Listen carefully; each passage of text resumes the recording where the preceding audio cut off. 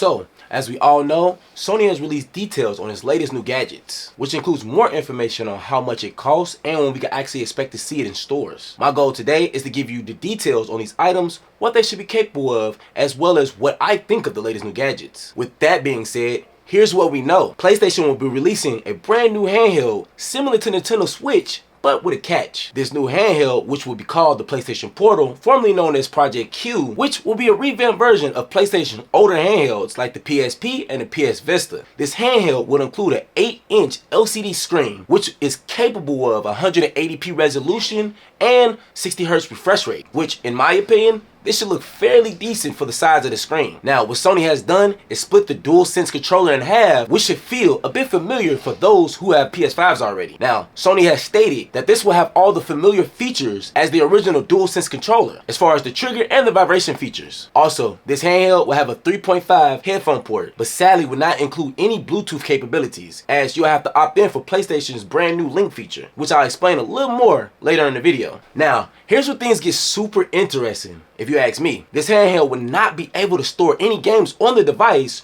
nor will you be able to buy a physical copy of a game to install inside, like the original handhelds, the PSP and the PS Vita. In fact, this game will only support remote play, and you actually have to have a PS5. So those who have a PS4 will not be able to utilize this brand new PlayStation Portal. But to make things even more interesting, this handheld will not support cloud streaming, as technically it's only mirroring the screen from the PS5. So that kind of doesn't really make that much sense, right? Now, here's where my concerns is with this brand new PlayStation Portal. Well, I'm sure most of us who have a PS5, I'm pretty sure probably have utilized or attempted to utilize the PlayStation Remote feature. And if you haven't, I'm pretty much here to try to tell you, not really the best experience. So yeah, maybe for games like GTA 5, Miles Morales, or maybe even Horizon, maybe it was an okay experience. But for me, I'm a big Call of Duty player. So for me, the experience was extremely terrible, especially playing on the phone, tablet, and even the computer. I mean, the remote play is a good idea, but it's not really the best experience, like I said before. That's one of my biggest concerns with the brand new PlayStation Portal, as I'm trying to figure out if it's going to be a laggy kind of situation. Again, like I said before, I'm a big Call of Duty player, so timing and lagging needs to be on point. So my guess is Sony removed the Bluetooth feature and they removed the storing game feature because they wanted the device to focus 100% on mirroring from the PlayStation 5. Now, another big concern is how much battery life will this device have? Now, Sony hasn't made any comments yet, as they are still in the process of finalizing the device. But for me, if we can get at least about 4 hours, I think that would be pretty much a good amount of battery life for me. Let me know down in the comment section what you guys think is a good amount of battery life. Now, who is this device for? Well, for me, I'm a truck driver, and sometimes I have a lot of downtime, so it'd be nice that I could just pick up the handheld and get a little bit of gaming in. Also, I do have a 4-year-old, and I like to play Call of Duty a lot, but he doesn't need to really see that. So it'd be cool if he could still watch TV and I can get my gaming in despite the fact that he wants to watch TV. And last, sometimes I be a little bit tired and sometimes I just don't feel like sitting in front of the couch in front of the TV to play the game. And so it'd be cool if I could just game a little bit in the bed, maybe right before I go to bed. Now, one other feature that's cool about this PlayStation Portal is the fact that from the PlayStation Portal, you'll be able to wake up the actual PS5. Now, from the previous mirroring devices like your phone, tablet, computer, you wasn't able to do that. You can't wake the system up. But from the PlayStation Portal, you will be able to do so. With all that being said, the game is actually fairly reasonably priced at $199. Now, if you're interested in picking this up, the pre-orders are out and the game will actually be here November 15th. Now, let's move over to the audio side of things. Sony will be releasing 2 brand new headsets, which will be called the PlayStation Pulse Elites and PlayStation Pulse Explorers. Both of these headphones are expected to take your gaming to the next level. So first up, the PlayStation Pulse Elites. Now, off first look, they almost look just like the original 3D Pulse headphones.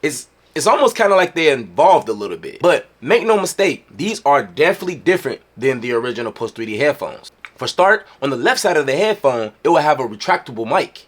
with an LED light, which will let you know if the mic is on or off. Now, on the bottom right side, you will have your normal buttons like volume control, charging port, and a 3.5mm headset port, and also the power on and power off button, which will be accommodated by LED light, which will let you know if you're connected to the system or not. Now, one of the coolest parts about this new headset is that Sony included a charging port in the top part of the headset. And don't worry, Sony includes the charging dock in the case. But what makes these headphones interesting, you will now be able to dock the headsets either on the side of the monitor or up under your desk. Now, here's where the real selling point comes in for these new headphones. These headphones will be using a newer, more advanced technology known as planar magnetic drivers, which is typically only found in high-end headphones. Sony claims this new technology will be more immersive and enhance your gaming experience, but as the customer, we will have to be the ones to test out that theory. So hopefully it's actually considered an upgrade from the original headsets. I mean, the Post 3D headset, in my opinion, was good headphones. I mean, they're not the best, but they're not the worst. So these new headphones are coming in at $149, which is only $50 more than the original headset. So considering the fact that they're an upgrade, I feel like that's justified. Now, onto the PlayStation Pulse Explorers. These are basically AirPod type headphones with a futuristic look. Now, these are a little bit different than most earbuds, as the case slides open from the side, and most earbuds, their case pops open from the top. Now, on the right side of the headphone, you have your power/link button, and then on the left side, you have your volume controls. These headphones will have a smart audio mode, which basically helps you drown out the background noise. Now, like the Post Elite headphones, these will also have the planar magnetic drivers. So again, these should have a more immersive sound. So the price on these is $199. Now, to me, that is a pretty big price, considering the fact that the PlayStation Portal costs the same amount, and that's like a whole little system, and these are just headphones. But hey, maybe these are good headphones are worth the money. Now last is the PlayStation Link feature, which is basically Sony's new way of connectivity. So basically, the PlayStation Link feature is a USB device that's plugged into your system to connect your headphones through low latency mode. Now, what makes this new Sony tech interesting is the fact that it still has Bluetooth. So now both the Elite and the Explorers are able to connect to two devices at one time. So for example, your headphones will be able to connect to your PlayStation and also be able to connect to Bluetooth at the same exact time. Meaning you can be connected to your party chat on PlayStation and you can also be connected to your cell phone at the same exact time. Which to me, that's crazy. But even more crazy is the fact that you can connect to multiple different links with these headphones. So just to clear things up, the Link could connect to your Elites and the Explorers, but not at the same time. But both of these headphones are able to connect to more than one Link device. So in other words, you could connect it to your computer or other game systems. With all that being said, November holiday season should be super fun and packed with a lot of new devices. Hopefully I'm able to get my hands on these devices to be able to do unboxing videos for you guys. If you guys can, like, comment, and subscribe to the page if you're not already a subscriber. I really appreciate you guys and thank you guys for supporting the page. Again, it's your boy Party Boy TV and I'm out.